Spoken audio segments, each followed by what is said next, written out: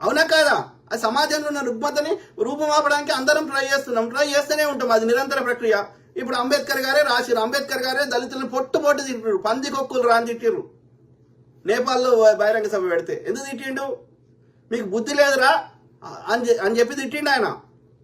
అర్థమైందా? కాబట్టి ఆలోచించాలి.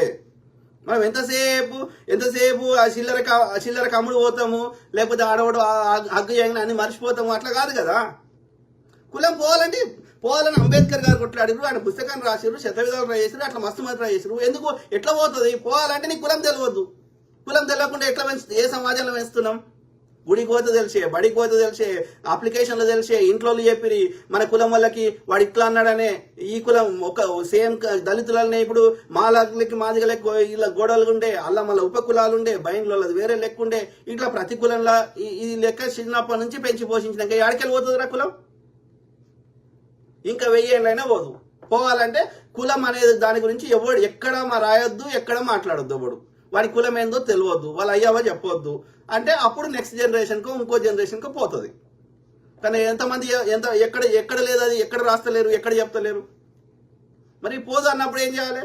కులం పోనప్పుడు సమన్యాయం అడుగుతాము, రిజర్వేషన్ అడుగుతాము, కులం పోకున్నా కుల వివక్ష పోవాలని కొట్లాడతాము. రైట్?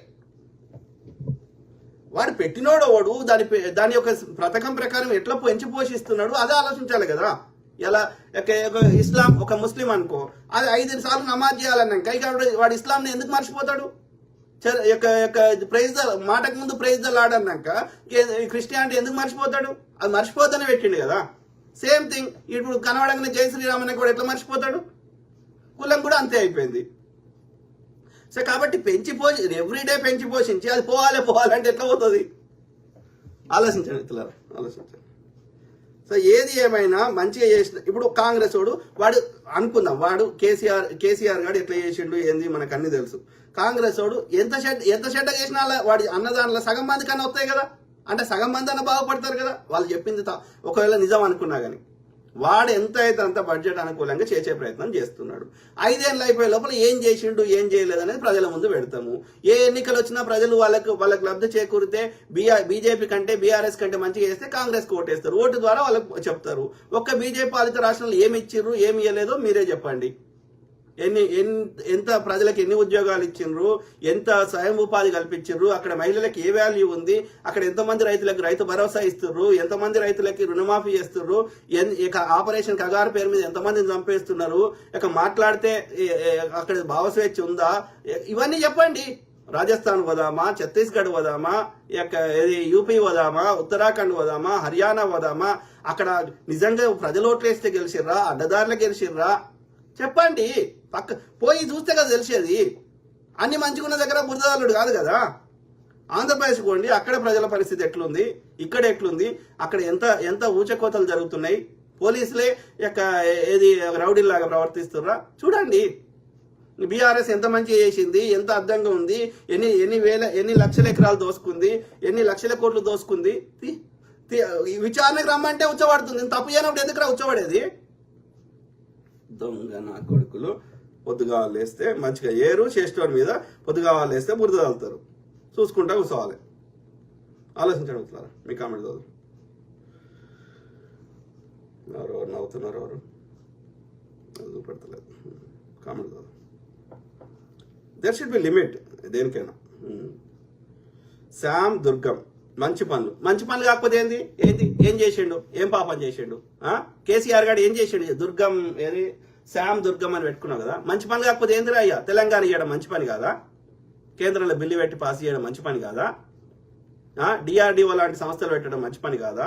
నాగార్జున సాగర్ లాంటి ప్రాజెక్టు కట్టడం మంచి పని కాదా? చెప్పు. అంటే ప్రజలు ఎంత కావరం చూడు వీళ్ళకి. మరి కేసీఆర్ గారు ఏం చేసిండ్రా మంచి పనులు చెప్పండి. ఉచిత ఎరువులు ఇస్తానని ఇచ్చిండారా? ప్రతిసారి మీటింగ్ పెట్టేటోడు ఏది పేపర్ లీక్ చేస్తాడు. ఏదో అద్భుతం అయిపోతుంది. అవునండి హామీలు ఇచ్చినా అండి చేయలేదండి అంటాడు. ఏం చేసిండు కేసీఆర్? ఒక్కటి చెప్పండి చూద్దాం. ఆయన అంత గొప్పడైతే చెప్పండి.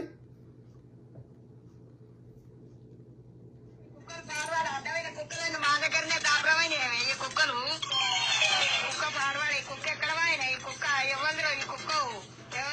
కుక్క వచ్చిందండి. నేను కాపలా కుక్కలాగుంటా అని చెప్పిన. వచ్చిన పాడుగా నువ్వా సారు కుక్క అనుకున్నావు, నువ్వు ఏమనుకోకు సారు.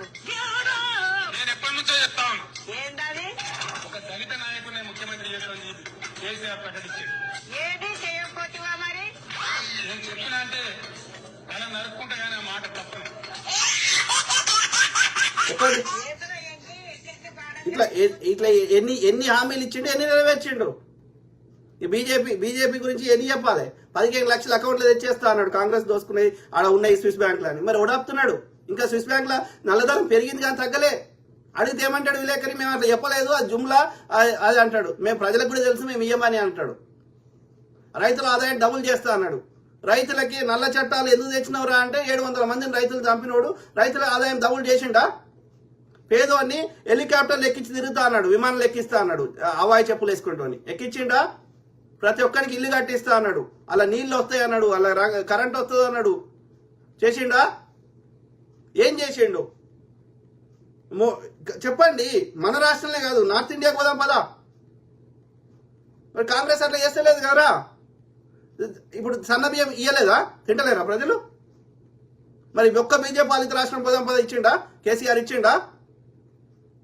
సిగ్గుండాలే మాట్లాడితే. అన్ని